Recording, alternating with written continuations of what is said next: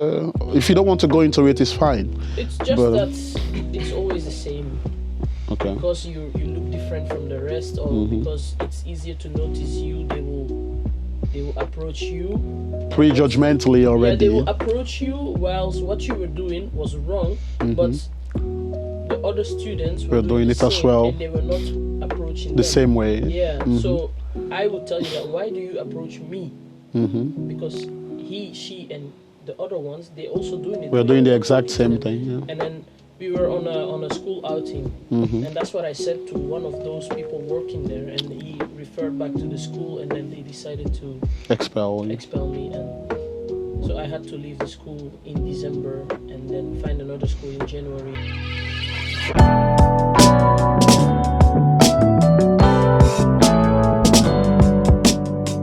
Good evening and good morning and good afternoon to everyone, and welcome to another episode of the Clever Chat.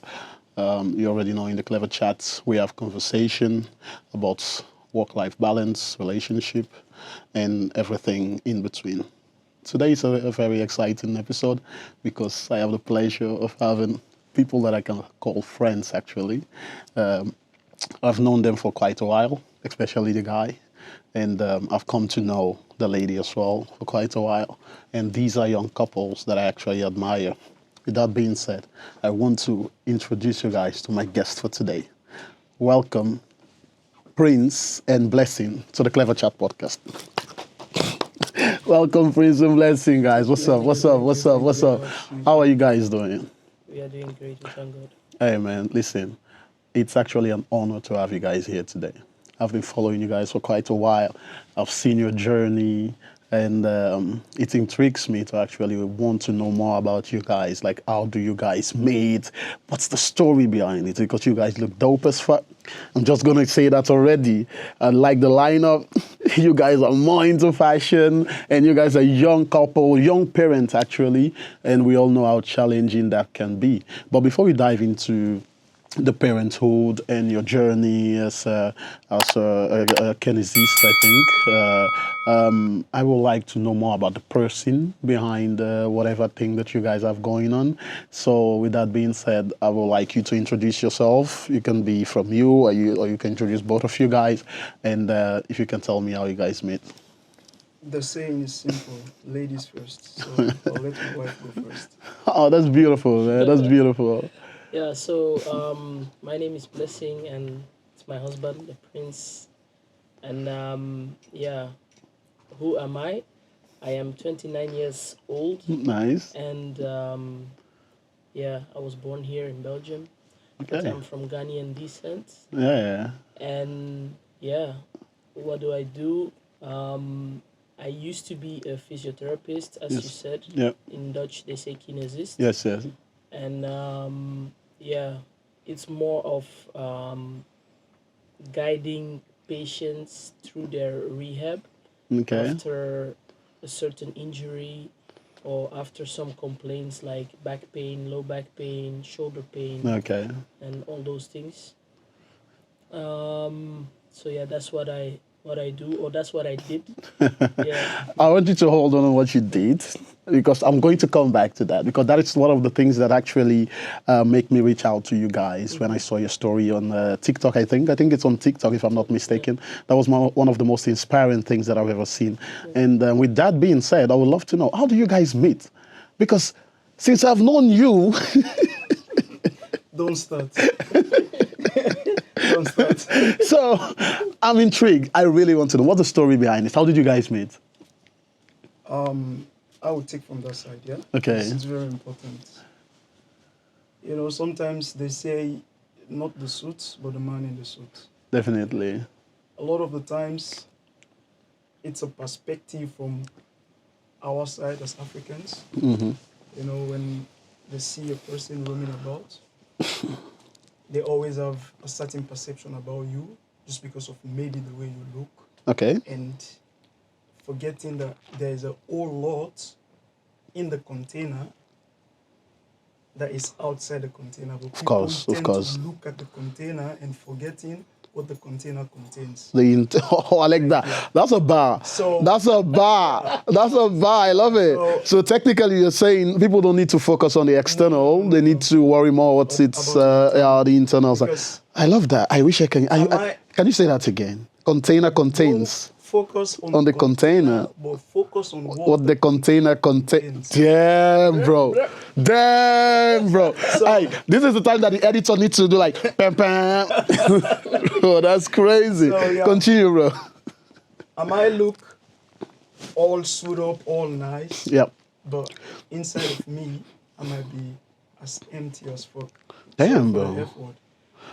What makes you feel empty? I don't. No, what I'm trying to say, Yeah. it's just, I'm just bringing something inside. Okay, Just okay. Got you. Sometimes people, more especially from our African people, Yeah, "Oh, yeah. this guy, look at him, look at the way he dressed and this and that. Yeah. Oh, I'm intrigued. Oh, I want to be closer to him. Yeah. But when you go closer to the person and start trying to learn an Yeah. opinion from this person, Mhm. then you finally find out that, oh, He's just a human, you just understand? yeah. So I was just passing, Montana. Of course. Yeah, about 3 summers ago. Mm-hmm. We were just at our street there, and a certain lady walked up to us. We were just coming down from the metro, and she'd be like, "Oh, hello. Do you guys believe in God?" And I was like, okay. A certain lady. So, yeah, now we are talking about God here, and that happens to be our spiritual mom. Okay. So she said, "Do you guys believe in God?" And I said, "Yeah, my dad is a pastor, and I go to church and the stuffs." But Yeah. I think she paused for a while, because when she saw everything, like You had she was like, some type of an outfit She on. was like, Okay. how can this be a pastor's son? But that's a story for another day. You understand? Yes. So she gave an open invitation. Oh, would like to see you, because our church is actually an upcoming church. We don't have that kind of, we don't have a big Congregation, population or yeah. congregation, so Yeah.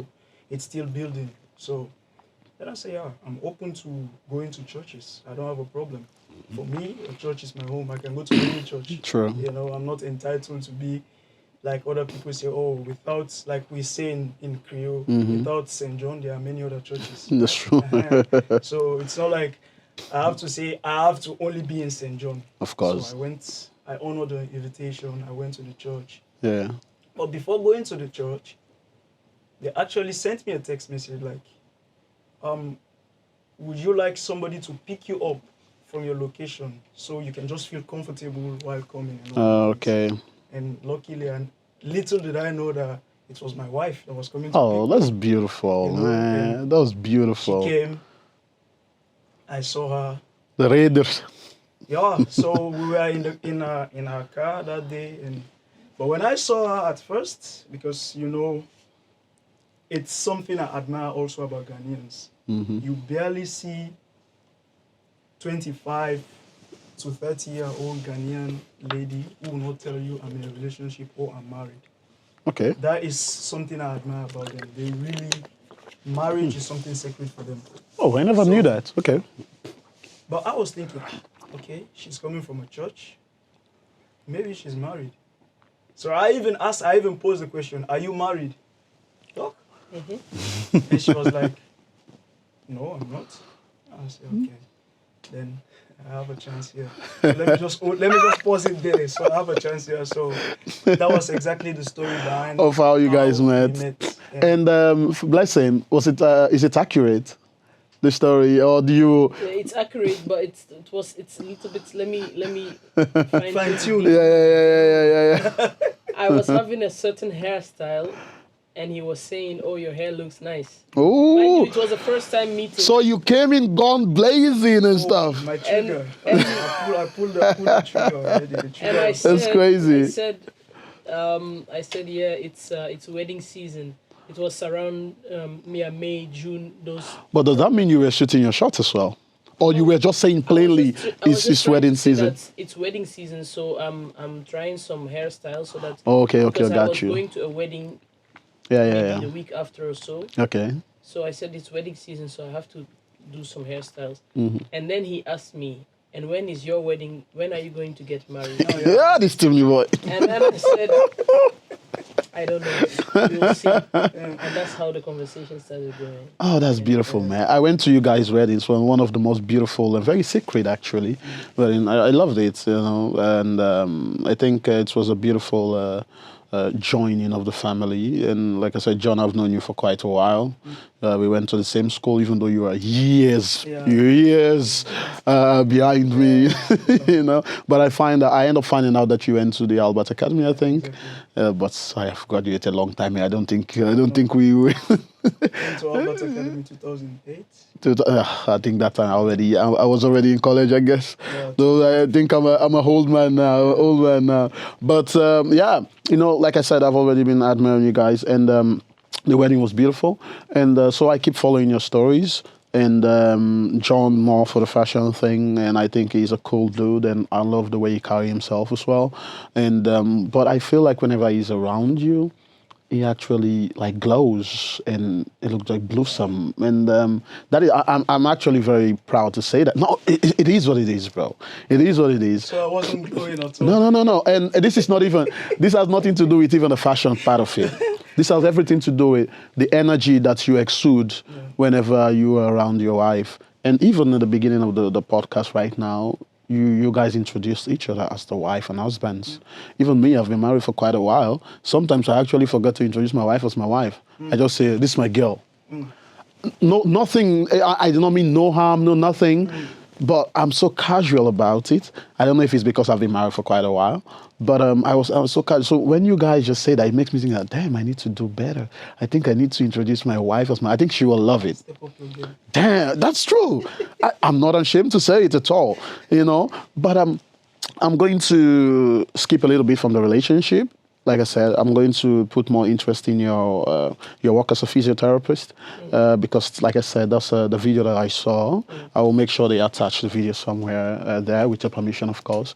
So we will give people some type of context. And I came to this country quite a while ago, and I school here also. And you were born here. You went to the creche, the school, the whole 9 yards, and you graduated and become a physiotherapist. What was your journey like? Because me being here for quite a while, schooling here, and it was not always easy. The language is the last thing that I'm worried about, but being in a room full of a lot of people that don't look like me, and some of the challenges that I faced when I was going to school, and even when I start working, and I'm working in corporate. So working in corporate makes even meeting black people even more or less. So there are some challenges that I faced from school till now. Yeah. So seeing you that is born here and you've been living here for 29 years, even with a Ghanaian descent, how was it like the life in school from primary days till secondary, till your tertiary education level, till even working, even at work? What are some of the challenges that you went through at work? And sometimes that you need to be assertive, sometimes that you don't need to be assertive. How do you play the card? Do you code switch when you work? It's a different person. When you're hanging out with your friend, are they a different person? Walk me through that. Well, that's a difficult one. I can generally just say that my journey was also not easy. Okay. In the same way, you felt like you're the only black person in your community. I also was the only black person in my community. Me and my sister, actually, we were always the only black kids in our community. In the village where we grew up, it was our family, and there was another Moroccan family that used to live a couple of doors next to our house, and that was it. All the rest was white. Okay. So going to school, I think I was actually a good student. I was always quite good with my grades. And Okay. they described me always as an intelligent kid. So from that side, I was lucky. But I was very assertive, and I would let them know if something doesn't go well with me. It was beautiful. And when I was younger, I would also let you know in not always polite way. Mm-hmm. So that was where the problem started. I would always be kind of aggressive sometimes towards my teachers or towards my peers. And the aggression is that more physical or just verbally? Verbally. Okay. I have a very loud voice, and Okay. I used to be always the tallest of the class. Okay. Not anymore, but I used to be tall when growing up. No, you have a okay height, I guess. Yeah. Yeah. So I was always, how should I say it, like I was easy to notice. Okay, I understand. I understand. Definitely, yeah. Very With my loud noticeable. voice, with my And the height and your posture and everything. Yeah. So Your skin color. my And skin you- color, yeah, of course. Welcome to my world. Yeah. So I was always easy to notice, and it carried a lot of problems with me. Teachers complaining and all of that, and also prejudgmental behavior of teachers. Yeah. So That's crazy. it was never easy. It even led to a point where in secondary school I got expelled from my school halfway the school year. So December they told Is me. there something exactly that happened? If you don't want to go into it, it's fine. It's just but- that it's always the same. Okay. Because you look different from the rest, or Mm-hmm. because it's easier to notice you, they will approach you. Prejudgmentally Yeah, already. they will approach you whilst what you were doing was wrong, but the other students were Were doing the it as same, well. and they were not approaching The them. same way. Yeah. So I would tell you that why do you approach me? Mm-hmm. Because he, she, and the other ones they also doing it. We're but doing you're the not exact talking to same them. thing. Yeah. And then we were on a school outing, and that's what I said to one of those people working there, and he referred back to the school, and then they decided to Expel. expel me, and so I had to leave the school in December and then find another school in January, and so on and so on. So it was. How old were you back And then? then I was 15 or 16. Damn, that will have been traumatizing for you. How did you handle that? Because that can be something that shaped you moving forward. Because I think all of us, especially us that went to school, or even people that work in other places, we know and we do notice the preconceived notion that people already have before even facing us with whatever problems that they might have. And I think that's a sad reality, unfortunately. And so as a 15-year-old girl, we all know how troubling it is to be a 15-year-old, period. I don't care if you're black, white, orange. At 15, you think you know everything, but you don't know nothing as well. Exactly. So the troubling mentally is already crazy.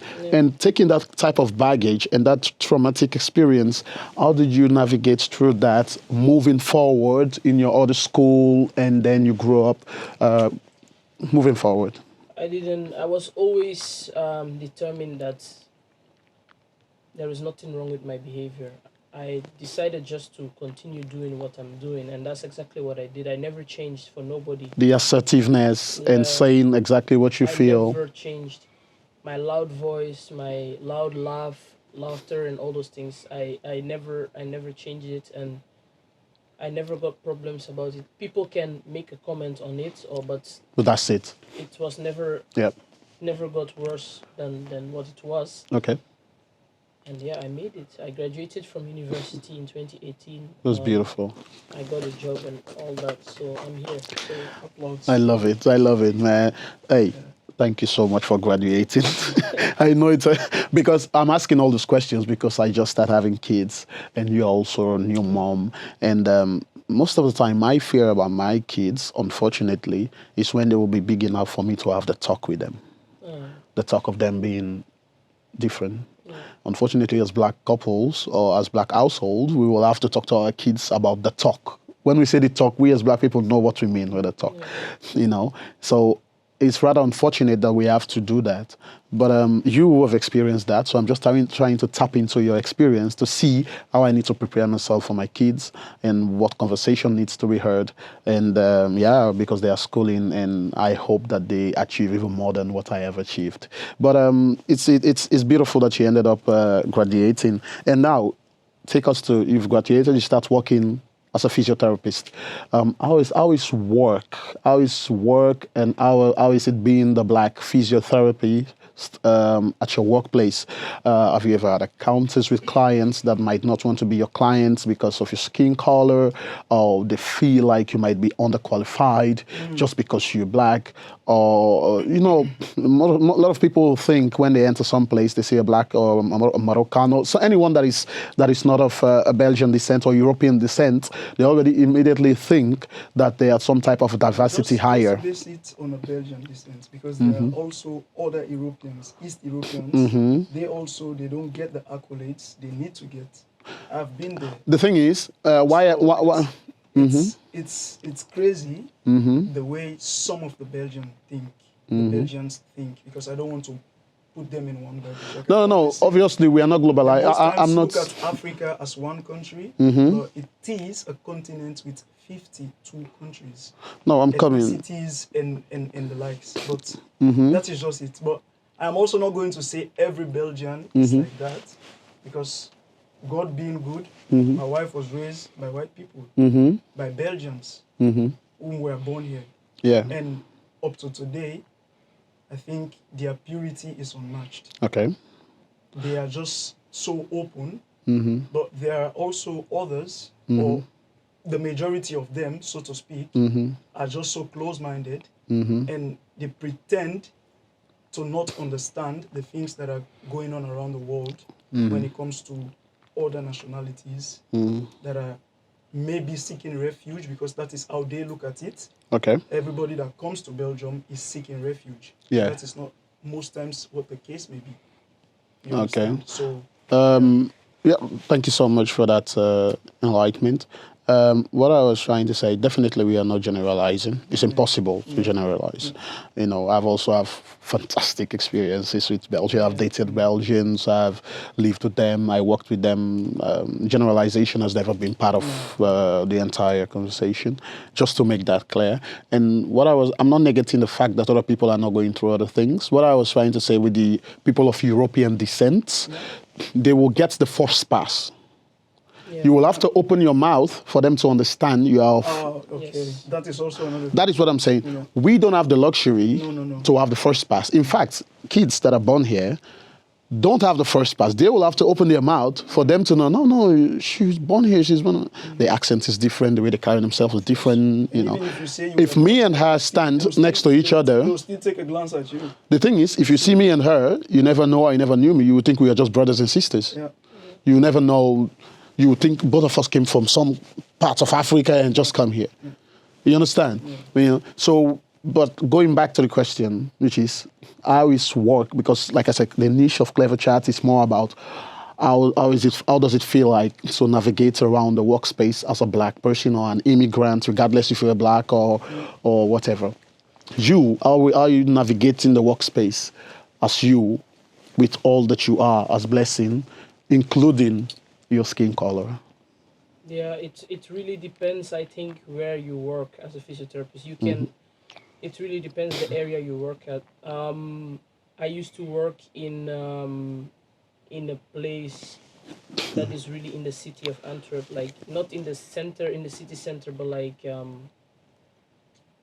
how should I say it? Like the provinces. Yeah, in the outskirts. Yeah, yeah. The outskirts, but still inside the city, in the district of Antwerp. So where I was working is a district where there is a lot of diversity. Oh, that's nice. So obviously my clients were from all sort of different nationalities, and it was okay. It was most of the times it was okay, but of course, you always meet some strange people with strange opinions, and they make strange comments. Yeah. But I at work, I laugh those comments away. Okay. Because I don't want to argue with my clients. Of course. I don't want to argue with them.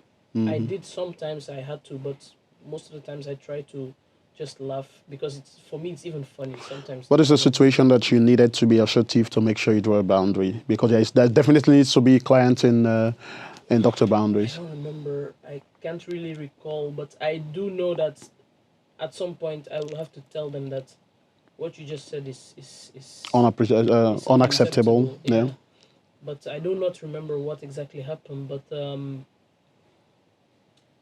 yeah, I just sometimes I just laugh when they make Okay. some strange comments about, for instance, they would say like, why do um female Muslims wear this thing on their Hijab. head? Yeah, Mm-hmm. that's what they would call it, this thing on their head. Why would they do that? Then I would just laugh. I would just laugh, and I would ask them like, are they doing you harm by Mm. wearing it? Ah, okay, okay. Yeah, so those kind of things. But myself, I never really experienced that somebody was referring to me as underqualified. Ah, okay. Only one time I had to do some home visits. Sometimes I would go, not even sometimes, every day, I would go to people's houses Mm-hmm. to go and treat them. Yes. So sometimes the first time you don't know who you are meeting, you just have the name and the Mm. address. You go there, I ring the bell, and as I ring the bell, the lady opened her door and she paused. So I was like, I'm the physiotherapist. Yeah. And she paused. Mm-hmm. And I said, can I come in or not? And Mm. she let me in. I treated her. But then when I went back to my office, she called and she said that she doesn't want the therapy to continue without any further reason. Just she doesn't want it to continue. So Damn, that's that's crazy. so And yeah. that is something that I hope you don't internalize. Like I said, I just Oh, that's great. That's great because I don't care. we need to find a way to keep our sanity. But let me make the conversation lighter. I don't like talking about too much of So discrimination and stuff. that's But basically the worst that ever happened. well, I want to say that's great, but the worst is still the worst because yeah. But we're almost running out of time, so I'm going to make the conversation a little bit lighter. Asking a question that will make you guys smile. How is it being a new parent? Any one of you can take this one. John, I think you've been silent for quite a while. How is it being a new dad? Yeah, it's. I always say it's an unexplainable feeling and experience because you feel the feeling for the first time and you have to carry those bags along with you for the rest of your life. And that particular human being is going to be at the center of your life for as long as possible. Oh, that's Because nice. we are still at the center of our parents' life up to today, regardless, Yes. the differences that might occur Mm-hmm. on the way. But Yeah, we are still their kids and they are still our parents. So that's the same of course. Yeah. thing. I look at my son every day Mm-hmm. when I have to wake up sometimes because my English is, the Netherlands is spoiling my English now. I have onregelmatig timetable. So sometimes I have to wake up 6, sometimes I have to go to work at 10. So, Yeah, it's I have crazy. to go really early and he's sleeping. Mm-hmm. I look at him sometimes and I be like, wow. This is what I'm doing it for. Yeah. I used to be a very temperamental person Oh. because I studied history and politics and I Mm-hmm. graduated with a first class. Yeah. So every time I'm at work, because I always say this, because of the transition coming from Africa to here, Yeah. we have to accept some things Of course. to Of get course. to where we want to get to. Oh, So there are 100%. some certain jobs that definitely this is not for me and it can never be for me. Yes. But for the moment, I This just is have what to I had to accept do. it. Yeah, So definitely. if I look at some DOMs, I don't. Sorry, I don't want to say somebody is dumb, but sometimes they are dumb with their comments and everything. Because if you What type of comments are you talking have the about? courage, as being a Belgian, you were born here, Yeah. to work in a certain place for 15, 14 years, Yeah. and you feel comfortable about it, Yeah. then I'm looking at that as this is just a passerby for me, Yeah. and you want to come and like impose some certain things on me, I'll really get mad. You're talking about your work. I'm talking about my work And, and I'm also talking about being a father. Okay. So being a father has helped shape me a little bit from getting mad. Now I just also wave at those things. I laugh. When you make a silly comment, I'll give you a silly response. Okay. Then we forge ahead. Because at the end of the day, I don't want a situation where I'll have to come in conflict with the law, God forbid, and my son will be somewhere, and I will be also somewhere. Of course. And then there will be a limitation of me seeing, playing with him, Of and course. having that kind of. That would be the worst thing ever. relationship That would be the with him. worst. So Yeah.